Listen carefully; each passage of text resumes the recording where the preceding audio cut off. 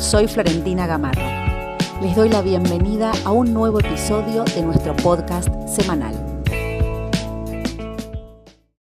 Muy bienvenidos al anteúltimo episodio del año. En esta oportunidad decidí titularlo El saber hacer del analista. Y me gustaría comenzar con un interrogante acerca de qué implica la experiencia analítica. Esta pregunta puede tener varias aristas. Por ejemplo, plantear, entre otras cosas, cuál es el lugar, la posición del analista, cuáles son las condiciones para que se lleve adelante una cura y qué implica operar allí con esas condiciones. Una referencia de la cual me interesaría partir está en las conferencias que Lacan dictó en Saint-Anne en 1971, precisamente sobre el saber del psicoanalista. Y allí dice que la cuestión del saber del psicoanalista se trata de saber en qué lugar hay que estar para sostenerlo, es decir, para sostener ese lugar de saber. Y aquí el primer punto que me parece importante destacar es que cuando Lacan se refiere al saber, no habla del conocimiento. Entonces, este saber implica tener en cuenta cuál es el lugar de ese mismo saber, qué implica ese saber, y esto quiere decir sus coordenadas. Nosotros a esta altura sabemos que el análisis del analista es condición para que nuestra labor como analistas se lleve a cabo, aunque sabemos también que no es lo único. Y digamos que esto es indispensable, ¿por qué? Precisamente porque algo implica de nuestra posición encarnar, ¿no?, un lugar que para el sujeto se presenta nada más ni nada menos que como eso que denominamos semblante del objeto como causa del deseo. En este sentido, ese lugar, semblante de A, requiere cierto oficio, ¿no?, cierto dominio en torno a lo que implica, podríamos decir, esta función.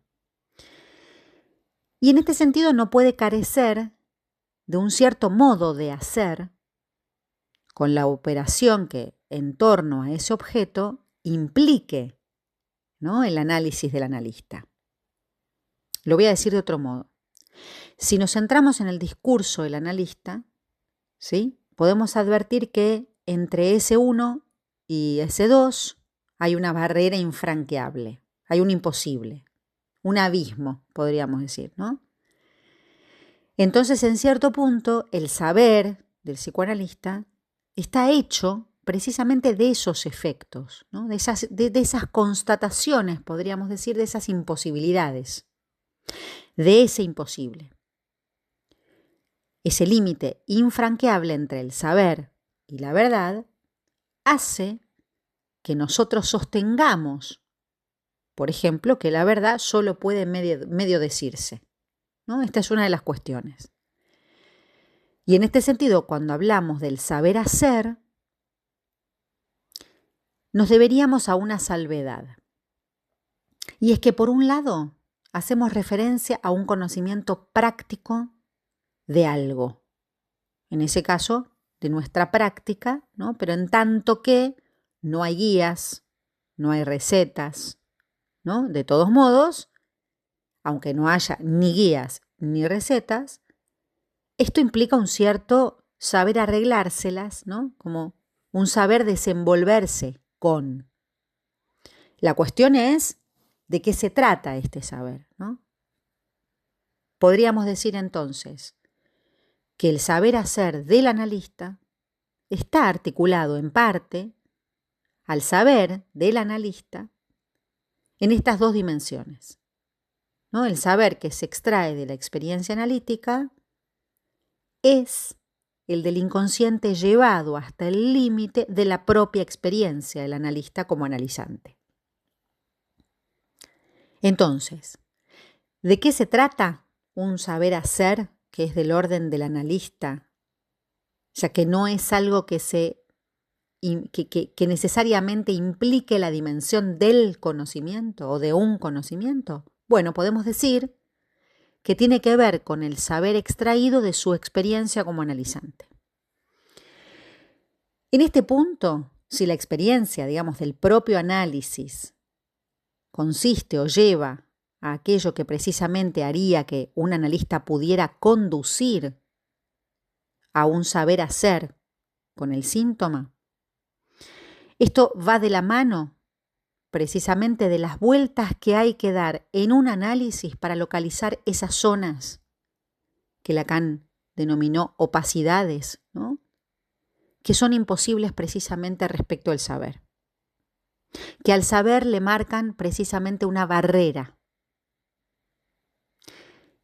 El saber del analista es un efecto de saber de su propio análisis sobre lo no sabido, ¿no? Que puede habilitar, y no de cualquier modo, un saber hacer como analista, operar como tal, dado que su propio análisis, ¿no?, lo ha conducido a algo del orden de cierto vaciamiento, ¿no?, de un goce, y ese vaciamiento es una condición imprescindible para poder ofrecerse como analista.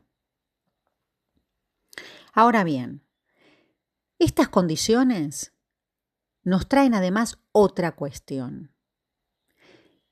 Y esa cuestión es la del estilo, por ejemplo, ¿no? El estilo no se deriva solo de un saber hacer, en el sentido del oficio en sí mismo, sino de esas marcas que tienen que ver con cómo cada quien se las arregla con eso, ¿no? Ese saber hacer, pero del orden de un saber arreglárselas con eso. Eso que muchas veces nos sucede cuando nos tomamos el trabajo y el compromiso, por ejemplo, de una derivación, y entonces pensamos, ¿no?, en eso que llamamos el estilo del analista y que precisamente haría que uno no sea igual a otro y que no nos dé lo mismo a quién le derivamos, ¿no? Por supuesto, excepto que de eso se haga un negocio, ¿no? Como también estamos advertidos de que eso sucede. En esos casos, digamos, las derivaciones no cumplirían esta función o no se encararían de este modo que pretendo situar. En el saber del psicoanalista, Lacan define al psicoanálisis como la localización de lo oscurecido que se comprende, de lo que se oscurece en la comprensión, debido a un significante que marcó un punto del cuerpo. La cita dice más o menos así: ¿qué es el psicoanálisis? Es la localización de lo que se comprende de oscurecido, de lo que se oscurece en comprensión por el hecho de un significante que marcó un punto del cuerpo. Y continúa: el psicoanálisis es lo que reproduce, van a reencontrar las vías habituales, ¿no? Es lo que reproduce una producción de la neurosis. En cuanto a eso, todo el mundo está de acuerdo. No hay un psicoanalista que no se haya dado cuenta. Esta neurosis que se atribuye, no sin razón, a la acción de los padres, no es alcanzable más que en la medida en que la acción de los padres se articula justamente, es el término por el cual comencé la tercera línea por la posición del psicoanalista, es en la medida en que ésta converge hacia un significante que emerge de ahí, que la neurosis, ya a ordenarse según el discurso cuyos efectos han producido al sujeto. Hasta acá la cita. El psicoanálisis entonces es ese hacer, podríamos decir, entre alumbramientos y opacidades, podría ser un modo de ubicarlo, ¿no? En ese sentido, cuando el analista levanta la bandera, ¿no?, del no saber, eso es lo que permite, y esto es lo que establece el discurso psicoanalítico, un buen camino. Pero para esto es fundamental que establezcamos qué entendemos, ¿no?, entre otras cosas, menudo problema, por estructura, inconsciente, sujeto, ¿no? Porque la cuestión que me parece importante destacar es que si en el consultorio, ¿no?, pensamos en la teoría, es un problema, ¿no? Porque se trata de un pensar que implica una escucha, que implica a su vez una lectura. Y la cuestión es, ¿con qué leemos los analistas? Y la respuesta sería con la teoría. Eso es hacer de los conceptos, por ejemplo, una referencia, advertidos que los problemas que nos vamos a enfrentar en nuestra práctica van a llevarnos, en el mejor de los casos, también a repensar la teoría. La cuestión es si la teoría es el saber. Yo me arriesgaría a una respuesta inicial y diría que no es lo mismo, ¿no? Que la teoría no es el saber, sino aquello que permite una brecha, podríamos decir, una llancia, entre eso que llamamos los conceptos y la experiencia.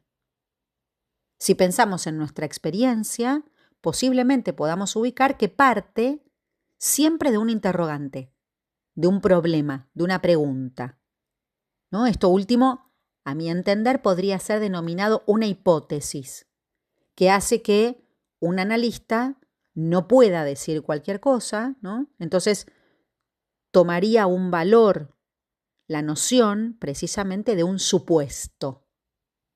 Un supuesto es una cuestión, ¿no?, una pregunta, un interrogante. Pero a esa cuestión no arribamos de la nada, sino que arribamos en función de un edificio conceptual que es el soporte de nuestra experiencia. Entonces, no analizamos sin análisis de los analistas, pero tampoco analizamos sin teoría. Y este es un problema, a mi criterio, porque cuando hablamos de teoría, tendríamos que situar de qué teoría se trata, ¿no? Sobre todo en estos tiempos, en donde por ahí se lee menos la fuente directa de un texto, se reproduce más lo que alguien dijo sobre un autor que requiera cierta complejidad en la lectura. Entonces, si bien es cierto, ¿no?, que está el análisis y que está la teoría, habría más de un trípode, podríamos decir. Freud hablaba de la supervisión, la teoría y el análisis. Yo agregaría la investigación. Un tema aparte es la transmisión, ¿no? Ese es un problema, sobre todo hoy.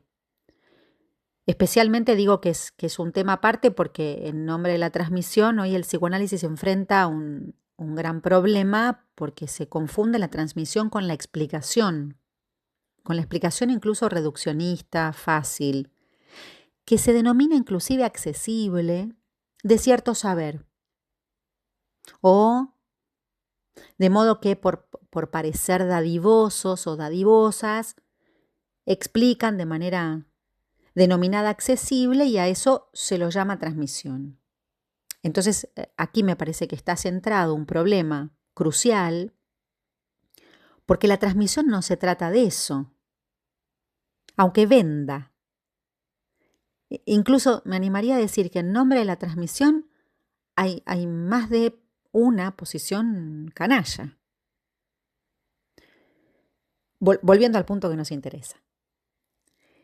No existe teoría sin que eso pueda constatarse o no en la práctica, y entonces ahí me parece que podemos hablar de praxis. Esta última supone que sobre eso haya una lectura, una reflexión, ¿no? No se trata de un simple aplicacionismo. Y agregaría incluso que este es fundamentalmente un problema ético. Desde Freud, que contamos con una técnica, ¿no? La técnica, este soporte sostenido en asociación libre por parte del paciente, atención parejamente flotante por parte del analista. Y el analista, en tanto, ¿no? Lacan plantea, por ejemplo, que es al menos 2. Esto quiere decir precisamente que para que sea al menos 2, requiere que además teorice los efectos de sus intervenciones, ¿no? Las teoriza, así es como lo plantea Lacan, y como nosotros podemos pensar que funciona no solo el deseo del analista, el deseo que ya sabemos que no es de la persona del analista y por eso, entre otras cosas, es que es preciso analizarse para ocuparse de todo aquello que desde su función podría haberse obstaculizado. ¿Por qué? Porque no queda otra opción. Es el analista el que va a poner en marcha o no la demanda de análisis. Eso no se arma de la nada, no va de suyo, sino que va a la par de la hipótesis de sujeto que el analista ponga en marcha. Recuerdan la cita, ¿no? De La ciencia y la verdad. De nuestra posición de sujeto somos siempre responsables. En eso consiste leer, no escuchar, sino leer en eso que el paciente dice. Entonces, esta cuestión de considerar de qué posición de sujeto consideremos para nuestra labor, se va a desprender un problema no menor, que es el de cómo hacer para que el fantasma del analista, por ejemplo, su yo, sus síntomas, sus identificaciones, sus modelos, mandatos, etc., no interfieran. Pero sabemos que no hay analista puro, ni deseo de analista puro. Entonces, y nuevamente nos encontramos con el tema de la neutralidad y la abstinencia, ¿no? En lugar del muerto, del que tanto se malentendió su función. Y que todo esto me parece que sirve para que estemos advertidos que el problema de lo que llamamos, ¿no?, la subjetividad del analista es una advertencia. Quiere decir que por alguna razón debemos considerar esos peligros. En alguna ocasión consideré o me referí, por lo menos a partir de cierta investigación llevada a cabo, de que hay por lo menos 3 principales, ¿no? Cuando digo peligros es porque precisamente no quedamos exentos, ¿no? ¿De qué no quedamos exentos? Y de la posibilidad de terminar interviniendo como sujetos o de quedar precisamente divididos por alguna situación analítica particular que la transferencia nos confiere. Muchas veces una defensa en la que caemos fácilmente es intervenir como otros con mayúscula, ¿no? O como otros absolutos. Y creo que la más complicada es esa posición que termina en algún punto demasiado ciego, haciéndonos partener de goce del sujeto al que nos toca acompañar en un análisis. Entonces, repito, ¿no? No estamos exentos de intervenir como sujetos, de intervenir como otros absolutos y fundamentalmente de quedar en una posición que se haga partener del goce del sujeto al que estamos analizando. Entonces sería acertado si habláramos de que el psicoanálisis, o mejor dicho, los psicoanalistas, cuentan con un conjunto de ¿qué? De principios, ¿no? De fundamentos, de fundamentaciones de su enseñanza, algo que podríamos decir un cuerpo epistemológico, fundamentos, y que es de allí que se desprenderá nuestro quehacer. A esto Lacan sencillamente lo llamó doctrina, ¿no? No le tengamos miedo a esta palabra porque no estamos hablando del adoctrinamiento en el peor sentido. Decir que hay una doctrina freudiana, ¿no? Decir que hay una doctrina en Lacan, aunque no entiendan ambos lo mismo por la noción de sujeto, de hecho, ¿no? Freud no hablaba de sujeto sino de individuo y por supuesto los desarrollos del aparato psíquico y la teoría del significante son absolutamente diferentes. Pero la palabra doctrina también marca e indica el fundamento, ¿no? Las bases establecidas para el ejercicio de nuestra práctica. Otro tanto pasaría por las conceptualizaciones, ¿no? En relación a la pulsión. Recuerdan, para Freud consiste en algo fundamentalmente endógeno, un estímulo interno, ¿no? que desde lo orgánico empuja hacia lo psíquico.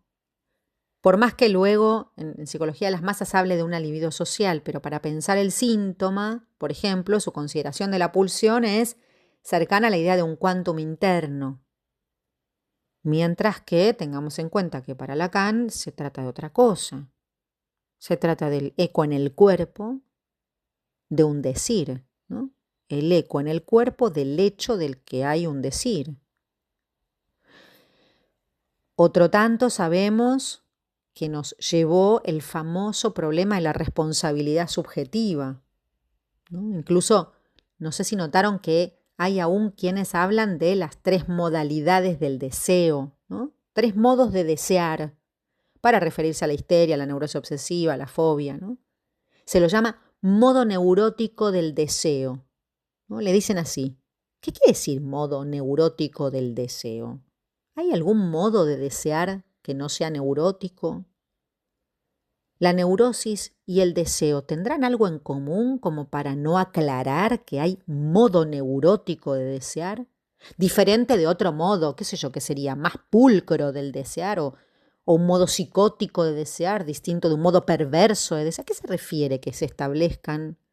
¿No? A veces pienso detenidamente en cuántas cosas escuchamos, cuántas cosas leemos, cuántas cosas en función de lo que leemos y escuchamos de algunos. ¿Damos por sentado que eso es enseñanza, que eso es transmisión, que eso es teoría, que eso es saber?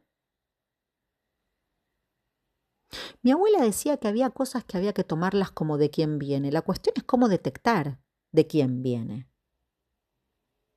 ¿no? Entonces, retomo la pregunta. ¿Hay algún modo de desear que requiera, ¿no? Que amerite que lo llamemos modo neurótico?